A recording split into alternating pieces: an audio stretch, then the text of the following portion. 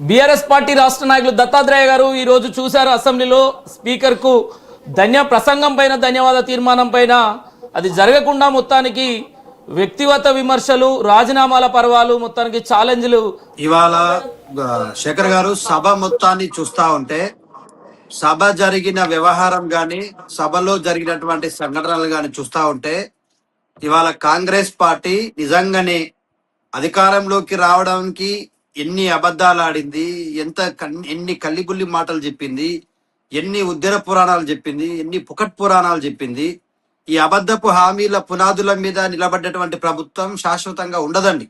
ఇవాళ మేము అదే విషయం మాట్లాడుతుంటే దొంగనే దొంగ దొంగ అన్నట్టుగా ఇవాళ మా పైన విరుచుకుపడే ప్రయత్నం చేస్తా ఉన్నారు.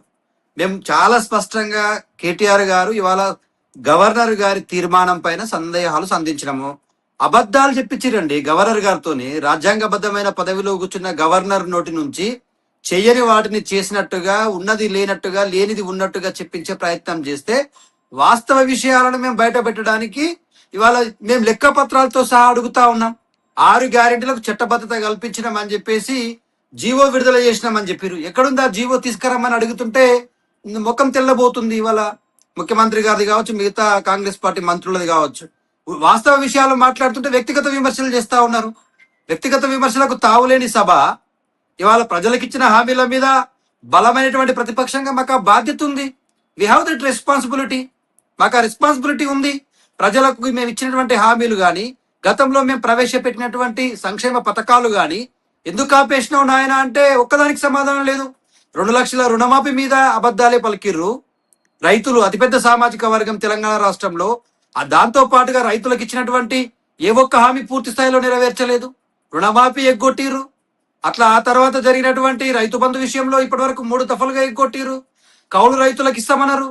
రైతుకి ఇచ్చేటువంటి రైతు బంధు కూడా మేము భరోసాగా మార్చి 15,000 ఇస్తామన్నారు. దానికి దిక్కు లేదు, దివాన్ లేదు. గతంలో కేసీఆర్ గారు ప్రవేశపెట్టిన రైతు బందే ఇప్పటికి 3 దఫలుగా ఎగ్గొట్టిర్రు. 9,000 9,000 9,000 అంటే దాదాపుగా 21,000 పైచులకు 33,000 పైచులకు మోసం చేసిండ్రు. వృద్ధులు వికలాంగుల పెన్షన్ల విషయం ప్రస్తావిస్తే దానికి మేమేదో ఉద్ధరించినట్టుగా మేము మొత్తం తెలంగాణ రాష్ట్ర బరువంతా మేమేం మోస్తున్నామని చెప్తా ఉన్నారు. ఏమన్నారంటే కేటీఆర్ గారు చాలా స్పష్టంగా, మీరు అధికారంలోకి వచ్చిన తర్వాత మీరు చేస్తున్నదంతా ఒకటే. గద్దెనెక్కే వరకు అంటారు కదా, ఓడనెక్కేదాకా ఓడమల్లన్న, ఓడనెక్కిన తర్వాత బోడి మల్లన్న చిన్నంలాగా మేమే 70,000 ఉద్యోగాలు భర్తీ చేస్తామని చెప్పేసి గవర్నర్ గారితో అబద్ధం చెప్పించే ప్రయత్నం చేస్తా ఉన్నారు. నోటిఫికేషన్ మేమే విడుదల చేసినాం. ఉద్యోగ పరీక్షలు మేమే పెట్టినాం. వాటి రిజల్ట్లు కూడా కొన్ని మేమే విడుదల చేసినాం. ఆర్డర్ కాపీలు ఇచ్చి ఈయనేదో మొత్తం రాజవంశంలో వీరుడైనట్టుగా పోయి ఎల్బీ స్టేడియంలో పెట్టి ఇచ్చేటువంటి ప్రయత్నం చేసిండు. మొత్తం ఇప్పటి వరకు వాళ్ళు భర్తీ చేసిన ఉద్యోగాలు కాంగ్రెస్ పార్టీ అధికారంలోకి వచ్చిన తర్వాత నోటిఫై చేసి భర్తీ చేసిన ఉద్యోగాలు కేవలం 11,921 ఉద్యోగాలు మాత్రమే. మిగతా ఉద్యోగాలన్నీ మా టెన్యూర్లో, కేసీఆర్ గారి టెన్యూర్లో విడుదలైనటువంటి నోటిఫికేషన్స్ లెక్క పత్రాలతో సహా ఎక్స్ప్లెనేషన్ చేసినాం.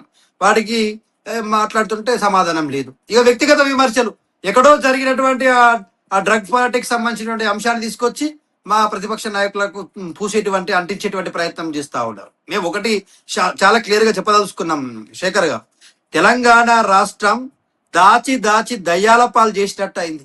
కేసీఆర్ గారు మొత్తం అవినీతిని అరిగట్టి తెలంగాణ రాష్ట్రాన్ని కంటికి రెప్పలాగా పడుకొని ఒక విజనరీ లీడర్ లాగా విద్యుత్ రంగాన్ని, వ్యవసాయ రంగాన్ని, అట్లాగే విద్యారంగాన్ని, మిగతా రంగాలన్నిటికీ కూడా ముఖ్యంగా మెడికల్, తెలంగాణ రాష్ట్రంలో మనకున్నటువంటి మెడికల్ కాలేజీల సామర్థ్యం కేవలం 6 ఉంటే కేసీఆర్ గారు ముఖ్యమంత్రి అయిన తర్వాత 33 జిల్లాలతో పాటు పాతవి కలుపుకుంటే దాదాపుగా 34 పైచీలకు మెడికల్ కాలేజీలు మనం ఏర్పాటు చేసుకున్నాం. ఇవాళ తెలంగాణ రాష్ట్రం మెడికల్ కాలేజీల్లో మెడికల్ కాలేజీ సీట్ల ఉత్పత్తిలో దేశంలోనే 5వ స్థానంలో ఉంది.